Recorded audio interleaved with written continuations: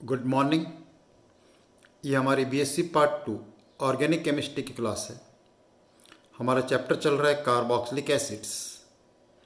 Carboxylic acids में अब तक हमने पढ़ा nomenclature, isomerism, structure of carboxylic acid group, various methods of preparation, various reactions of carboxylic acid. The most important thing, इसमें जो सबसे इम्पॉर्टेंट जो चीज़ थी जिसमें से बहुत ज़्यादा क्वेश्चन आते हैं वो क्या था हमारे पास? कार्बोक्सिलिक एसिड की acidic strength, substituted carboxylic acid की acidic strength, substituted benzoic acid की एसिडिक स्ट्रेंथ, उनको आप अच्छी तरह देखें। डीकार्बोक्सिलेशन पे भी क्वेश्चन आने की बहुत ही इम्पॉर्टेंट संभावना रहती है। जैसे देखिए डीकार्बोक्सिलेशन रिएक्शन तो आप पढ़ चुके हैं, लेकिन मैं ये बता रहा हूँ कि डीकार्बोक्सिलेशन पे अगर हमारे पास डाइकार्बोक्सिलिक एसिड होंगे तो उनका डीकार्बोक्सिलेशन कैसे हो सकता है?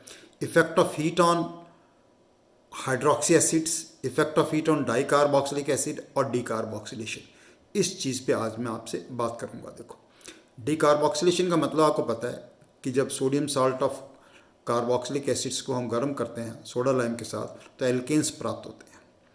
तो इसका मैकेनिज्म भी मैंने बताया था। तो इसकी जो order of reactivity of decarboxylation, that is ease of decarboxylation, किस बात पे डिपेंड करता है कि ये बनाएंगे हमारे पास RCO नेगेटिव, ये फिर हमें क्या देगा? R negative and carbon dioxide. Done. अब जितना ज़्यादा R नेगेटिव की स्टेबिलिटी होगी उतना ही डीकार्बोक्सिलेशन ज़्यादा इजी होगा। तो इसमें हमारा क्वेश्चन जो अच्छा क्वेश्चन बनेगा क्या बन जाएगा कि अलग अलग कार्बोक्सिलिक एसिड दे रखे हैं और हमें ये बताना है कि किसका डीकार्बोक्सिलेशन ज़्यादा इजी होगा। रिएक्शन तो आपको आ गई, मैकेनिज्म भी आपको आ गया, लेकिन क्वेश्चन देखो। जैसे फॉर एग्जांपल मैंने 3 एसिड लिखे यहाँ पर, एसिटिक एसिड,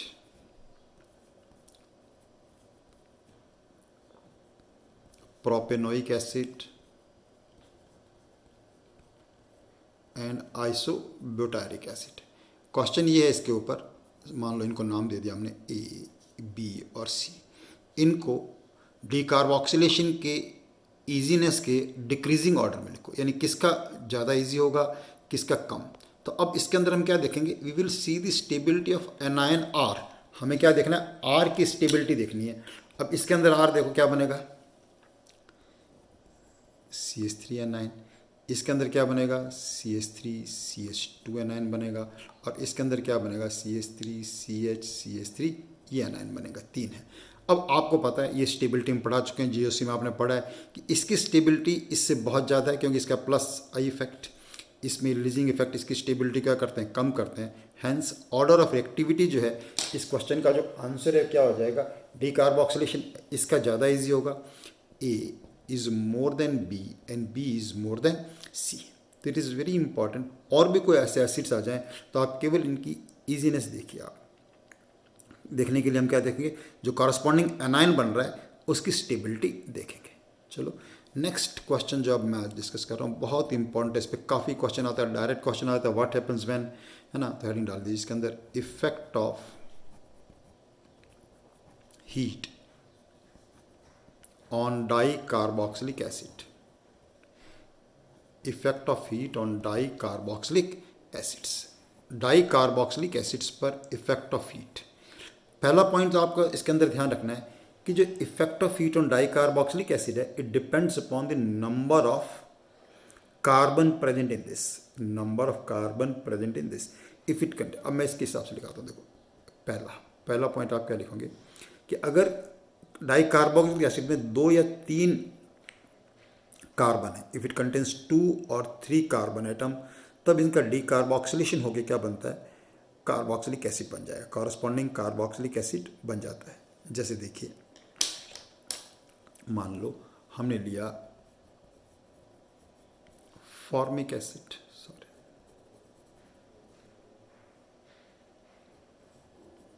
ऑक्सैलिक एसिड, और ऑक्सैलिक एसिड को हमने हीट किया और 3 कार्बन वाला हमने ले लिया मैलोनिक एसिड, 3 कार्बन वाले को हीट किया। तो मैंने क्या बताया कि अगर जब हम इनको हीट करेंगे तो इनका डीकार्बोक्सिलेशन हो जाएगा, that is this will this carbon dioxide will be eliminated. Similarly, this carbon dioxide is eliminated. So it will form acetic acid and this will form formic acid. Formic acid plus carbon dioxide, ये बन जाएगा हमारे पास acetic acid plus carbon dioxide. That is हम क्या कह सकते हैं, इंपॉर्टेंट पॉइंट जो था आप नोट कर सकते हैं अपनी कॉपी में बहुत अच्छी तरह. इफ़ इट कंटेन्स 2 और 3 कार्बन्स, अगर इसमें 2 या 3 कार्बन हो तो इनको गर्म करने पर इनका डी कार्बोक्सिलेशन होता है. डन, ऊपर लिख ही दिया. ये ध्यान रखना है. फॉर्मिक एसिड की जगह हमेशा हम क्या लिख सकते हैं कि फॉर्मिक एसिड्स जो होते हैं they will always give you carbon monoxide plus water. इसकी जगह हम ये भी लिख सकते हैं, कोई प्रॉब्लम नहीं. नेक्स्ट एग्जाम्पल लीजिए नंबर 2. अगर हमारे पास इसके अंदर 4 या 5 कार्बन, कार्बोक्सिलिक एसिड में कितने कार्बन हो, 4 या 5 कार्बन हो, तो इनका इंट्रामॉलिक्यूलर कंडेंसेशन होकर कॉरस्पॉन्डिंग एनहाइड्राइड्स बनते हैं. इनका इंट्रामॉलिक्यूलर कंडेंसेशन होकर क्या बनते हैं, कॉरस्पॉन्डिंग एनहाइड्राइड. फॉर एग्जांपल हमने 4 कार्बन वाला डाई कार्बोक्सिलिक एसिड लिया, तो 4 कार्बन वाला डाई कार्बोक्सिलिक एसिड को जब हीट करेंगे तो ये 2 कार्बोक्सिलिक एसिड जो हैं they will undergo intramolecular condensation and as a result of this they will form a cyclic anhydride. क्या बन जाएंगे, साइक्लिक एनहाइड्राइड. जैसे इस केस में प्रोडक्ट क्या बन जाएगा, देखो H2C, ये था हमारे पास C डबल बॉन्ड O, और ये दोनों मॉलिक्यूल जो किससे जुड़ जाएंगे, O से जुड़ जाएंगे. दैट इज़, इसको हम शॉर्ट में कैसे लिखते हैं, ऐसे लिखा हो, ऑप्शन में मान लो करना है तो ऐसे लिखा हो तो अपन ऐसे आंसर आपको समझ में आना चाहिए. ये और ये एक ही चीज़ है. इसका नाम क्या हो जाएगा, सक्सिनिक एनहाइड्राइड. और ये एसिड कौन सा था हमारे पास, सक्सिनिक एसिड. 5 कार्बन का हो तब भी हमारे पास ये होगा. से 5 कार्बन का हमने डाई कार्बोक्सिलिक एसिड लिया. See we are having dicarboxylic acid of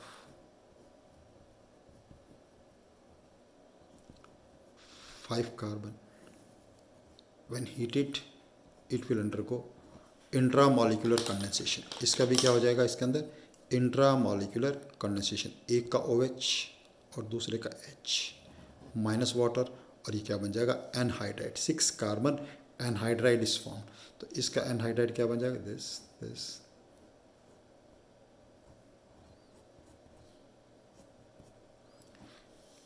आपको पता है सक्सिनिक एसिड के बाद नेक्स्ट 5 कार्बन का नाम क्या होता है, ग्लूटारिक एसिड. ग्लूटारिक एसिड, तो इसका नाम क्या हो जाएगा, ग्लूटारिक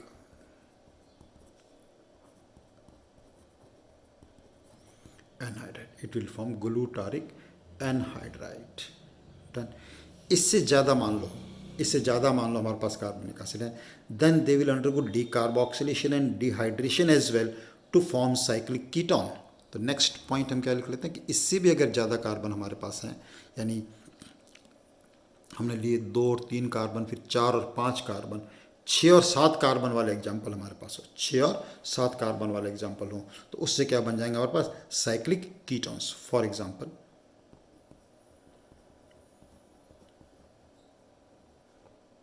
तो इसके अंदर क्या हो रहा है, decarboxylation as well as intramolecular condensation.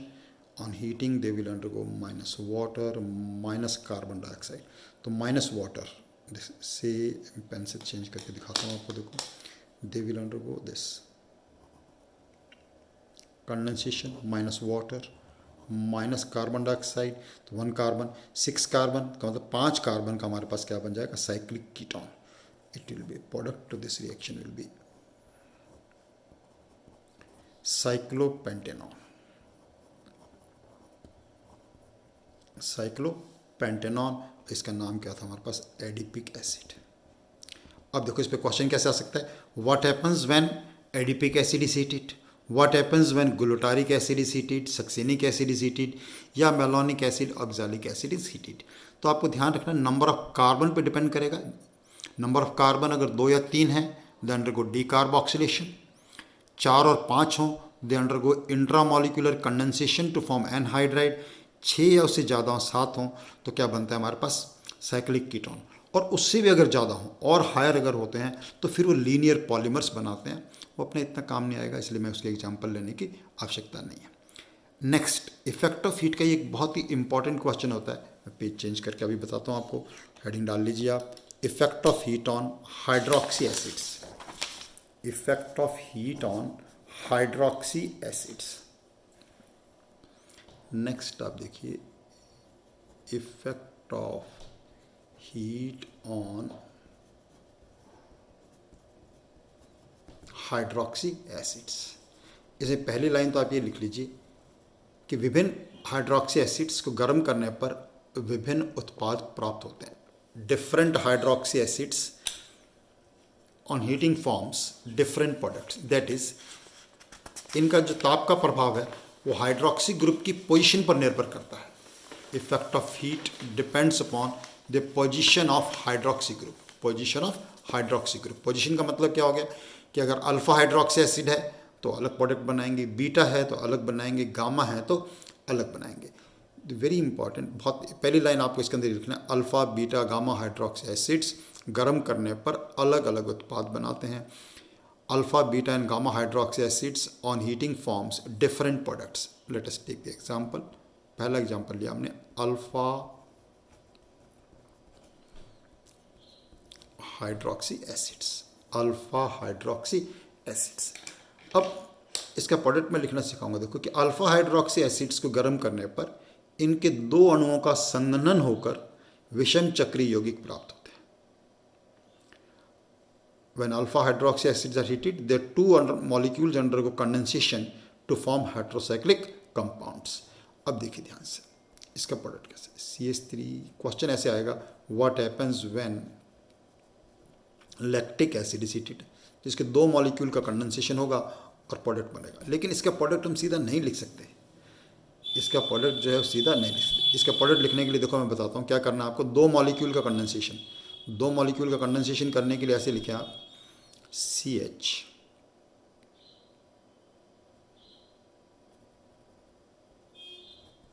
OH और यहाँ ले लिया C डबल बॉन्ड OH। चलो ऐसे लिखना था मेरे को थोड़ा सा। और दूसरे मॉलिक्यूल का जो OH है, जो एसिड ग्रुप है, वो इधर लिखा हमने और यहाँ पे लिख लिया CH3 और इधर उसका क्या लगा दिया हमने, OH ग्रुप लगा दिया।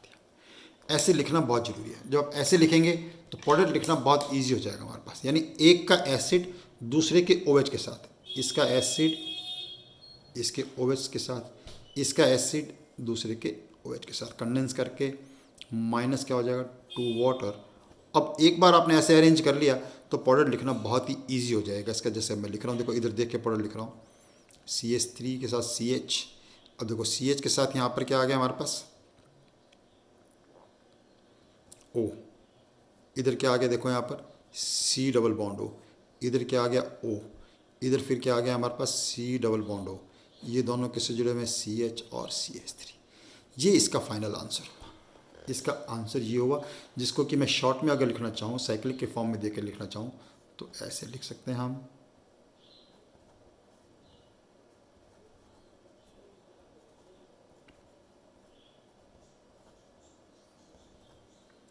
That is the answer to this. ये इसका आंसर हो गया। समझ में आया आप लोगों को?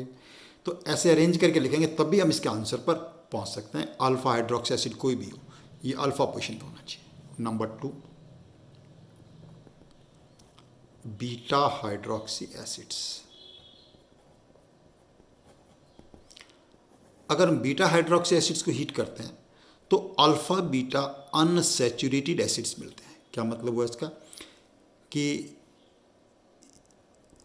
बीटा हाइड्रोक्सी एसिड्स को हीट करने पर वो अल्फ़ा पोजीशन से हाइड्रोजन लेके डिहाइड्रेशन हो जाएगा और डिहाइड्रेशन होके क्या बन जाएगा, अल्फ़ा बीटा अनसैचुरेटेड एसिड। देखो इसको लिखने के लिए मैं आपको समझाता हूँ कैसे लिखना है। CH3 CHOH, फिर CHH और COH हीट कीजिए। देखो बीटा पोजीशन पे OH था, इसने अल्फ़ा से हाइड्रोजन लिया, dehydration, and product is CH3 CH double bond CH COH। Alpha beta unsaturated acid, नाम आप लिख सकते हैं, कोई प्रॉब्लम नहीं है इसका। तो थर्ड, नेक्स्ट एग्जांपल लेते हैं इसका।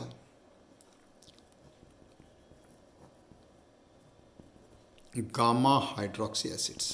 तो अब आपको पता चलेगा कि वाई इट इज़ इम्पॉर्टेंट, क्योंकि जो प्रोडक्ट है it depends upon the position of hydroxy group. Alpha पे था डिफरेंट कॉम्बिनेशन, बीटा पे था अलग, गामा। अब गामा हाइड्रोक्सी एसिड को जब गर्म करते हैं तो इंट्रामॉलिक्यूलर कंडेंसेशन होता है। कैसा कंडेंसेशन होता है? Intramolecular condensation. फॉर एग्जांपल, जैसे मैंने एग्जांपल लिया गामा का CH3 CH2 CHOH, CH2 CH2 COOH, ये अल्फ़ा पोजीशन, ये बीटा, ये गामा। अब इसका इफेक्ट लिखना है हमें हीट पे, चाहे वैसे क्वेश्चन आए या डायरेक्ट पूरा क्वेश्चन आ सकता है, what is effect of heat on hydroxy acid. अब ये क्या होगा इसका, गामा पे जो OH है, जो अल्फ़ा पे एसिड ग्रुप है, बिल्कुल वैसे ही कंडेंस करेंगे, इंट्रामॉलिक्यूलर कंडेंसेशन, जैसे कि अल्फ़ा के केस में दो अलग अलग मॉलिक्यूल्स ने कंडेंस किया था। तो देखो, जैसे मैं लिख के दिखाता हूँ, इसको लिखने के लिए थोड़ा अरेंज करके लिखना पड़ेगा प्रोडक्ट हमको। OH CH2 CH2 C double bond O और ये OH। अब देखिए एसिड का OH और इसका ये, we will get the product will be cyclic ester. Product क्या बन जाएंगे इससे? Cyclic ester. तो कैसे लिखा जाएगा, देखो इधर देख के लिखते हैं, CH3 CH2 फिर CHO के साथ क्या जुड़ा हुआ है, CH2 C डबल बॉन्ड और ये डबल बॉन्ड एक बन गया, ऐसे बन गया देखो। तो 1 2 3 4 5 मेंबर्ड रिंग। तो इसको मैं थोड़ा प्रॉपर शेप दे के लिखूँ तो प्रोडक्ट विल बी दिस। यहाँ पे H और यहाँ पे कौन सा ग्रुप लगा, ये देखो C2H5 CHO, O के साथ कैसी, cyclic anhydride. Cyclic anhydrides are form like this. ठीक है, अगर डेल्टा हो, मान लो नेक्स्ट एग्जांपल हम लेते हैं डेल्टा हाइड्रोक्सी एसिड्स। तो डेल्टा हाइड्रोक्सी एसिड भी बिल्कुल गामा की तरह ही क्या होता है उनके अंदर, intramolecular condensation. For example CH3 CHOH CH2 CH2 CH2 COOH, alpha beta gamma और डेल्टा पे।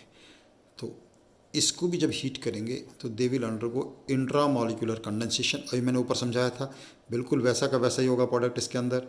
मैं डायरेक्ट प्रोडक्ट लिख रहा हूँ इसका, बस केवल फ़र्क क्या आ जाएगा, उसमें 5 मेंबर्ड रिंग बनी थी, इसके अंदर रिंग बन जाएगी 6 मेंबर्ड, 1 2 3 4 5 और एक ऑक्सीजन आएगा, 6 membered ring is the product form. तो product in this case will be, अब अपने आप जैसे मैंने ऊपर समझाया हुआ है वैसे लिखिए। इस एग्जांपल में तो मैंने डायरेक्ट प्रोडक्ट लिख दिया है, जो कि आपको थोड़ा एक बार नहीं समझ आएगा, अगर डायरेक्ट देखोगे तो नहीं समझ में आएगा। जैसे मैंने ऊपर बताया है इसको वैसे देखिए और लिखिए, and then you will get the answer what is this, 6 membered. इसके बाद वाले एग्जाम्पल भी कर सकते हैं, वो अपने नॉर्मली आपको अल्फ़ा बीटा और गामा काम आता है। मान लो एप्सिलॉन हाइड्रोक्सी एसिड आ जाए, यानी हाइड्रोक्सी एसिड की पोजीशन इससे भी ज़्यादा दूर हो जाती है, तो फिर उनको गर्म करने पर क्या बनते हैं, लॉन्ग चेन पॉलीमर्स बनते हैं, लॉन्ग चेन पॉलीमर्स। ओके, तो this was about effect of heat on dicarboxylic acids and on hydroxy acids. बार बार मैंने बताया कि कार्बोक्सिलिक एसिड में से क्वेश्चन कहाँ बनता है आपका, देखो सबसे ज़्यादा इंपॉर्टेंट क्वेश्चन बनेगा एसिडिक स्ट्रेंथ पे, जो कि हम सारी एग्जांपल्स कवर कर चुके हैं, उसको अच्छी तरह देखिए आप। नेक्स्ट जो इंपॉर्टेंट क्वेश्चन बनता है हमारे पास, effect of heat, effect of heat on monocarboxylic acids, effect of heat on dicarboxylic acids, effect of heat on alpha hydroxy acids. ये सारी क्वेश्चन बहुत ही इंपॉर्टेंट हैं। जैसा कि मैं हर वीडियो में बताता हूँ, आप अपना कॉपी लेके बैठें। मैं बिल्कुल वैसे वीडियो बना रहा हूँ जैसे कि आपको क्लास में पढ़ाया जा रहा है, बस बोर्ड की जगह आपके पास यहाँ पर आप, मैं लिख रहा हूँ और आप उसको देख रहे हो घर पे, जैसा आपको बोर्ड पे दिखता है बिल्कुल वैसा का वैसा आपको यहाँ दिख रहा है। फ़र्क इतना ही है कि आपको घर पे बैठ के जब वीडियो देखें तो कॉपी और पेन लेके बैठना है और उनसे अपने नोट्स बनाते रहना है। इनसे बाहर कभी भी कोई चीज़ एग्ज़ाम में आपको नहीं आएगी। तो please keep doing your work. Thank you very much.